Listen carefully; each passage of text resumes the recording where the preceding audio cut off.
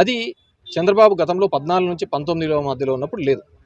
అప్పుడు నేను పని చేశాను అంటే నేనే కట్టాలి డబ్బులు. కానీ దాన్ని ఇప్పుడు కూడా కొత్తగా బిల్స్ అనేది రిలీజ్ చేయడం జరిగింది.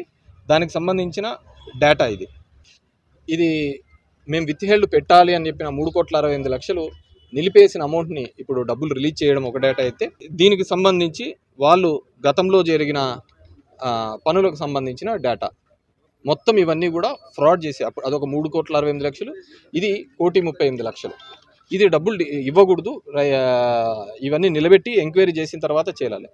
కానీ అలా తేలిన దాన్ని నేనేం చేయలేదు, ఇది సోషల్ ఆడిట్ చేసిన దాన్ని కూడా వీళ్ళు డబ్బులు ఇవ్వడం జరిగింది. దగ్గరగా ఇప్పటికి 21 సంవత్సరాల నుంచి అక్కడ రైతులు క్రయ విక్రయాలు చేసుకోవాలంటే ఇబ్బంది పడుతున్న సందర్భం. వైఎస్ జగన్మోహన్ రెడ్డి గారు ఉన్నప్పుడు ఈ ఫ్రీ హోల్డ్ దాని నుంచి అవి తీసివేయడం జరిగింది, ఆ రైతులు క్రయ విక్రయాలు చేసుకోవాలి. తర్వాత చంద్రబాబు నాయుడు వచ్చిన తర్వాత దాంట్లో ఏదో పెద్ద ఫ్రాడ్ జరిగింది, ఏదో అంతా వాళ్ళే లబ్ధి పొందుతున్నారు అని చెప్పేసి అవన్నీ నిలబెట్టడం జరిగింది. కలెక్టర్ గారిని అదే రిక్వెస్ట్ చేయడం జరిగింది, ఇమీడియట్గా అది దాని మీద తీసేయండి, లేకుంటే రైతాంగానికి చాలా ఇబ్బందికరమైన పరిస్థితులు ఉన్నాయి అని చెప్పేసి ఆయనకు తెలియజేయడం జరిగింది. ఈ 3 రిప్రజెంటేషన్స్ ఈరోజు కలెక్టర్ గారికి ఇవ్వడం జరిగింది.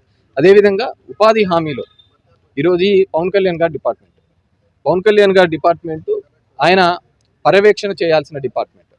ఆయన దీంట్లో ఇన్వాల్వ్ అయినాడని నేను చెప్పేంత మూర్ఖుణ్ణి కాదు. నేను చెప్పదలిచింది ఏంటంటే, నీకు మీ డిపార్ట్మెంట్ మీద పర్యవేక్షణ లోపించింది. మీరు చంద్రబాబు నాయుడు గారు ఏది చెప్తే దానికి తల ఊపడమే పోతున్నారే తప్ప ఇక్కడ గ్రౌండ్ లెవెల్లో కార్మికులకు జరుగుతున్న నష్టాన్ని, జరుగుతున్న అవినీతిని నువ్వు కంట్రోల్ చేయలేనప్పుడు ఖచ్చితంగా ఆ అవినీతి మరక నీకు కూడా అంటుతుంది. మీరు గతంలో చూసినారు అంటే నాగం జనార్దన్ రెడ్డి, ఇదే చంద్రబాబు ఉన్నప్పుడు నాగం జనార్దన్ రెడ్డి గారు పంచాయతీరాజ్ మినిస్టర్ ఉన్నప్పుడు అప్పుడు కూడా పనికి ఆహార పథకం ద్వారా పందికొక్కుల్లాగా తిన్నారు అని చెప్పి మొత్తం అంతా పక్కదారిపోయిందని చెప్పేసి ఆ రోజు కూడా విజిలెన్స్ కమిటీ దాన్ని ఫైండ్ అవుట్ చేసింది. దాని తర్వాత నీరు చెట్టులో చూసినా అదే జరిగింది. సో ఎప్పుడు చూసినా చంద్రబాబు నాయుడు గారు ముఖ్యమంత్రిగా ఉన్నప్పుడు ఇలాంటి పేదలకు ఏదైనా అందాలి అనుకున్న దాంట్లో ఖచ్చితంగా పెద్ద ఫ్రాడ్ జరుగుతుంది. ఈరోజు పవన్ కళ్యాణ్ గారు దీనికి సంబంధించిన మినిస్ట్రీ, ఆయనకు అడ్మినిస్ట్రేషన్ దీని మీద కొరబడింది. ఆయన సినిమాల మీదకి ఎక్కువ మోజు చూపిస్తున్నాడు తప్ప ఈ జనాలకి గ్రౌండ్ లెవెల్లో జరుగుతున్న అన్యాయము, వాళ్ళకు జరుగుతున్న తప్పిదాలు దీని మీద కాన్సన్ట్రేట్ చేయలేకపోతుంది. ఏదో ట్రైబల్స్కి సంబంధించిన ప్రాంతంలో ఒక మందికి 20 జతలు చెప్పులు పంపించినానని, లేకుంటే 4 ఇవి చేసినానని కాదు, గ్రౌండ్ లెవెల్లో జరుగుతున్న అవినీతి ఇది. ఈరోజు కర్షకుడు, కార్మికుడు, రైతులు ఇబ్బంది పడుతున్నారు. నేను చెప్పిన విధంగా ఏ రైతు అర్హతకు సంబంధించిన ఏ రైతుకి ఇవ్వకోకుండా కేవలం దొంగ రైతులకు ఇవ్వడం జరుగుతుంది. ఈరోజు ఏ విధంగా పేమెంట్లు జరుగుతున్నాయి చెప్పండి. ఏదైనా కానీ ఒకరికి డబ్బులు రావాలంటే 300 ఇస్తావా చెప్పు, నేను పని పెడతా, నీ దానికి వస్తుంది. ఇదే పద్ధతిలో పెడుతున్నారు తప్ప నిజంగా కింద గ్రౌండ్ లెవెల్లో ఉన్న కార్మికునికి ఎక్కడే కానీ మేలు జరిగే పరిస్థితి లేదు. సో ఇది ఈ అవినీతిలో అంతా నేను చెప్పిన విధంగా కంపల్సరీగా పంచాయతీరాజ్ డిపార్ట్మెంట్, పవన్ కళ్యాణ్ గారు సీరియస్గా తీసుకొని ఇలాంటి అంశాలు, నేను ముదుగుబ్బ మండలం అనేది ఒక మండలాన్ని ఎత్తి చూపిస్తున్నాను. ఇది రాష్ట్ర వ్యాప్తంగా జరుగుతుంది. ఈరోజు దగ్గర కార్మికులకు రావాల్సిన బకాయిలే 1,400 కోట్ల రూపాయలు బకాయిలు పెండింగ్ ఉన్నాయి. కార్మికులు రావాల్సింది వీళ్ళకి పెండింగ్ ఉన్నాయి. పెద్ద కాంట్రాక్టులకు అయితే బిల్లులు పే అయిపోతున్నాయా? మీరు ఫీజు రియంబర్స్మెంట్ ఇవ్వటం లేదు, ఆరోగ్యశ్రీ ఇవ్వటం లేదు, కార్మికులకు రావాల్సిన ఉపాధి హామీ బిల్లులు ఇవ్వటం లేదు. ఇంకా మీరు ఏం చేస్తున్నట్టు డబ్బులు?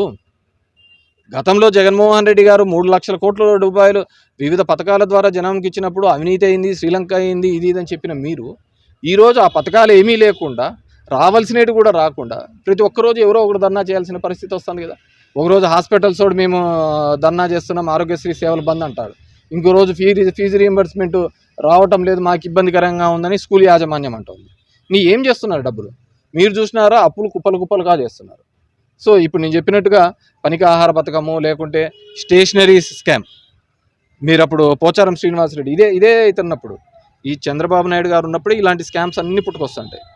పోచారం శ్రీనివాసరెడ్డి ఆ రోజు ఉన్నప్పుడు స్టేషనరీ స్కామ్స్, తెలుగు స్కామ్స్, ఇవన్నీ ఈయనే కదా ప్రభుత్వుడు అంతా. సో అదే పేదవాళ్ళకి ఇవ్వాలంటే మాత్రం వీళ్ళకి లేదు. డబ్బులన్నీ తీసుకొని పోయి ఎక్కడ పోతున్నారు? రోజు ప్రతి వారము ప్రతి నెల 3,000 కోట్లు 4,000 కోట్లు అప్పు చేస్తూనే ఉన్నారు. మరి ఎవరికి ఇస్తున్నారు? కిందకి కార్మికునికి ఇవ్వటంలే, ఎవరికి ఇవ్వటంలే. సో ఖచ్చితంగా ఈరోజు మేము ఇచ్చిన కంప్లైంట్స్ మీద విచారణ చేయమని చెప్పి స్ట్రిక్ట్గా తీసుకొని చేయాలి. ఎందుకంటే ప్రభుత్వ డబ్బులు దీంట్లో ఉన్నాయి కాబట్టి వీళ్ళ మీద యాక్షన్ తీసుకోవాలి, క్రిమినల్ కేసులు కట్టాలి వీళ్ళ మీద. ఎవరు సూత్రధారులు? నేను పాత్రధారుల పేర్లు ఇచ్చాను, దీని వెనకాల సూత్రధారులు ఏంది, పాత్రధారులు రారు. ఆ ధైర్యం చేయడానికి అంత ధైర్యం, ఎందుకంటే this not the first time. గతంలోనూ కంప్లైంట్ ఇచ్చాను, కేసు రిజిస్టర్ చేసినాను. కేసు రిజిస్టర్ చేసిన తర్వాత కూడా మళ్ళీ ధైర్యంగా అంతగా చేస్తున్నారంటే దీని వెనకాల ఎవరో శక్తి ఉండాలి. ఎవరో బలం లేకపోతే కిందున్న వాళ్ళు అంత ధైర్యం చేయరు. ఆ బలమైన వ్యక్తి ఎవరో వాళ్ళందరినీ కూడా చేసి ఖచ్చితంగా ఈ తప్పుడు చేసిన అధికారులందరినీ కూడా వాళ్ళ వెనకాల ఫోర్స్ చేసిన వాళ్ళని కూడా చేయించాలి.